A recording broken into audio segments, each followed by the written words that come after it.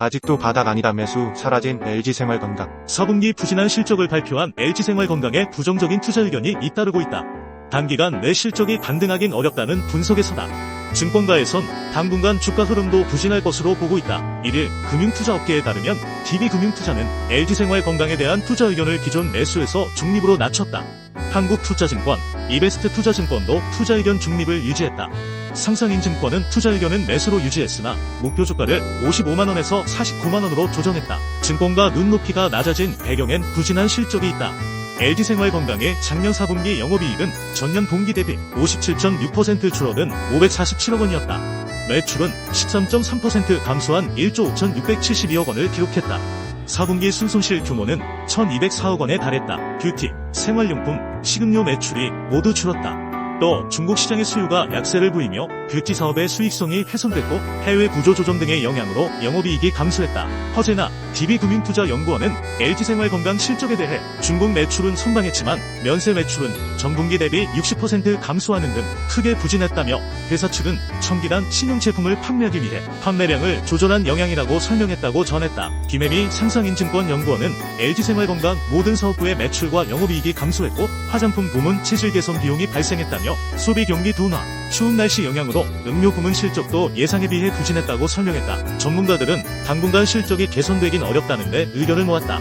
김명주 한국투자증권연구원은 중국 법인의 적자가 점차 감소하고 있는 점은 긍정적이지만 올 12분기에도 영업 적자는 이어질 것이라며 면세 매출이 급감한 점을 고려했을 때 LG생활건강이 판매하는 화장품에 대한 중국 소비자 수요가 온전히 회복된 것은 아니라고 판단한다고 했다. LG생활건강은 사업 경쟁력을 확보하기 위해 체질 개선에 나섰다. 작년 하반기부터 스킨케어 브랜드에 대한 리브랜딩에 나섰고 일본 시장은 중저가 색조 브랜드를 중심으로 진출해 마케팅을 강화하고 있다. 미국에서는 방문 판매 중심이었던 에이곤 사업을 효율화하고 멀티브랜드 숍 채널 위주로 중저가 브랜드인 더 페이스샵과 빌리프의 진출을 확대할 계획이다. 허재나 연구원은 중장기적인 관점에서 비효율적인 채널을 정리하고 성장성이 큰 지역의 매출을 늘리려고 노력하는 점은 긍정적이라면서도 이 과정에서 비용이 늘어나며 수익성은 둔화할 것으로 예상되고 체질 개선 효과가 가시화될 때까지 주가 흐름을 부진할 것이라며 보수적인 접근을 권했다. NH투자증권은 포스코 인터내셔널에 대해 에너지 사업과 고동 모터코아가 성장을 주도하고 있다고 평가했다. 투자 의견은 매수, 목표가는 7만원으로 하향했다. 김동량 NH투자증권연구원은 1일 보고서에서 에너지 사업 투자 본격화로 LNG 풀밸류 체인 시너지가 확대되고 있다며 이같이 밝혔다. 이어 에너지, 소재, REBO 3대 핵심 산업 중심 성장성 강화 계획이며 중장기적으로 포스코그룹 2차 전지, 밸류체인 및 2050 탄소 중립 비전에서 주요 역할이 기대된다고 말했다. 포스코 인터내셔널의 4분기 실적은 매출액은 전년 동기 대비 1% 줄어든 7조 9,094억 원, 영업이익은 27% 증가한 2,146억 원으로 시장 컨센서스를 하회했다. 에너지 사업 영업이익은 3% 증가한 1,355억 원으로 발전 및 LNG 사업 통한 수익성 개선에도 운영비가 증가했다. 미얀마가스전은 전년비 29% 줄어든 553억 원으로 판매량 및 투자비 회수 감소로 약세를 보였다. 글로벌 사업은 1% 늘어난 791억 원으로 고동 모터코아 수익률 회복에도 전분기부터 이어진 철강 업황 부진 영향으로 약세다. 김 연구원은 2024년에는 에너지 사업 투자 확대와 고동 모터코아 증산 통한 성장이 기대된다고 내다봤다. 포스코 인터내셔널은 LNG 풀밸류 체인 시너지 및 친환경 사업 통한 성장이 진행 중이며 에너지 사업 투자 확대로 LNG 및 친환경 강화한다는 계획이다. 그는 올해는 자원개발 및 LNG 터미널 중심의 에너지 사업 투자 확대, 수주 잠고 바탕으로 한 고동 모터코아 생산 증가 통한 성장이 기대된다며 흑연 등 2차 전지 소재 및 원료 공급 고도화도 진행 중이라 말했다. KB증권이 2일 넥센타이어에 대해 투자 의견 보유와 목표주가 8,900원을 유지했다.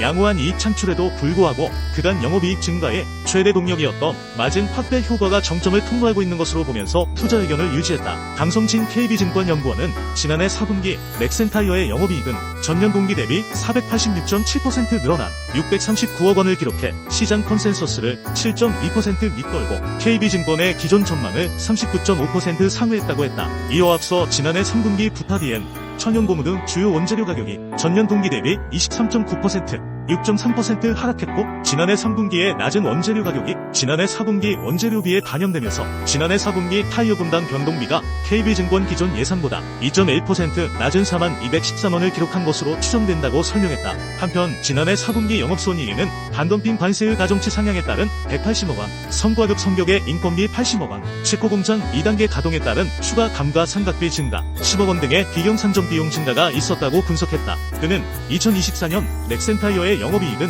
전년 동기 대비 27.8% 늘어난 2,387억 원을 기록해 시장 컨센서스를 8.3% 하회하고 KB증권의 기존 전망을 40.2% 상회할 것이라고 전망했다. 이어 투자 의견 보유에 대한 리스크 요인은 다음과 같다며 공해, 인근 수역의 해상 위험이 증가함에 따라 물류비가 늘어날 수 있다고 했다. 또 최근 원재료 가격이 다소 상승했고 향후 수익성 압박이 발생할 수 있다고 봤고 아울러 환율 변동에 따른 수익성 변화가 가능하다고 했다. 유한타증권은 1일 포스코홀딩스에 대해 애초 예상보다 더딘 철강 부문 업황 개선 움직임에 따라 올해 영업이익 추정치를 낮춰 잡았다. 투자 의견은 매수, 목표가는 기존 66만원에서 59만원으로 10.6% 하향했다. 전 거래일 종가는 42만 6천원이다. 이현수 유한타증권 연구원은 올해 포스코홀딩스의 철강 부문 실적은 상반기보다는 하반기를 기대할 수 있다며 이에 따라 영업이익 추정치를 하향한 점을 반영해 목표 주가를 66만원에서 59만원으로 조정했다고 말했다. 포스코홀딩스의 지난해 4분기 매출액과 영업이익은 각각 18조 7천억 원, 3,040억 원으로 시장 기대치를 밑돌았다.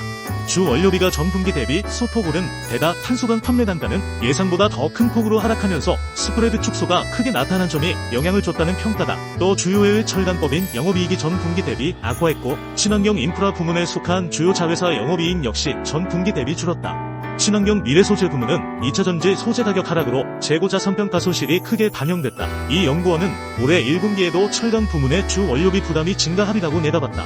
이 연구원은 올해 들어 중국 철강 제품 가격 상승세가 주춤하고 국내외 수요가 부진해 원가 상승분 이상의 제품 판매 가격 인상이 가능할지는 지켜볼 필요가 있다고 설명했다. 또 이달 말부터 6월 말까지 포원 사고로 개수가 예정돼 있어 상반기 생산, 판매에 일부 영향을 미칠 것으로 추정된다면서도 2분기 차 간판, 조선용 후판 등 가격 협상에 따라 스프레드 개선이 가능하리라고 전망되며 하반기엔 물량 정상화에 대한 부분도 기대할 수 있다고 말했다. 포스코홀딩스는 글로벌 전기차 수요 증가세 둔화에 대한 우려가 존재하는 상황에서도 2차전지 소재 투자는 예정대로 진행한다는 방침이다. 다만 이 연구원은 현재 투자가 진행 중인 사업이 아닌 중장기 계획은 추후 시장 상황에 따라 일부 수정 가능성도 있다고 봤다. 신한투자증권이 LG생활건강에 대한 투자 의견을 단기 매매로 유치하고 목표 주가를 34만원에서 29만원으로 하향 조정했다.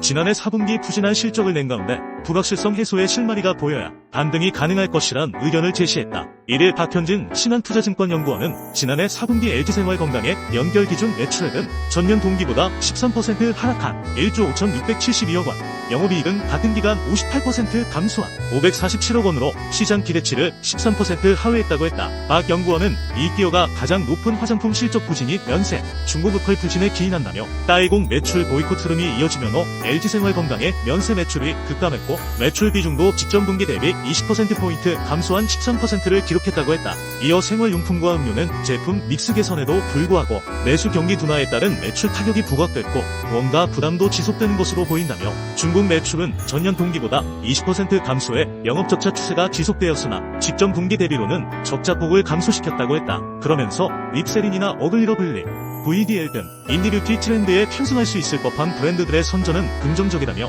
중국발 실적 후 진이 전사 실적 성장을 어렵게 하는 시기로 차후 중국 사업에 대한 불확실성을 해소해 나갈 수 있을지 확인이 필요해 보인다고 말했다.